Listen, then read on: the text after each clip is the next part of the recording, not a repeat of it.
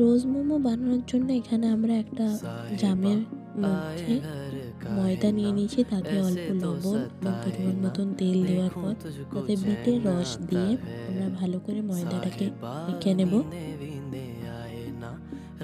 ময়দাটা মাখা হয়ে গেলে এরপরে আমরা চিকেনটা ম্যারিনেট করার জন্য অল্প পরিমাণে চিকেন নিয়ে নিলাম। চিকেনে আমরা পরিমাণ মতন নুন এবং গোলমরিচ গুঁড়ো দিয়ে ভালো করে চিকেনটাকে ম্যারিনেট করে নেব।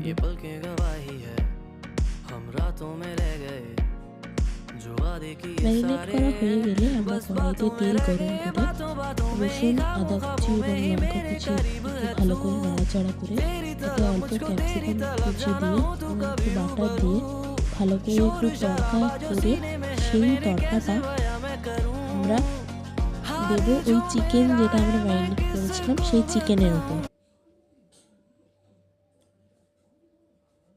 তড়কাটা চিকেনের উপর দিয়ে ভালো করে আবারও চিকেনটাকে মিশিয়ে নিয়ে তাতে আমরা আস্তে আস্তে বাঁধাকপি,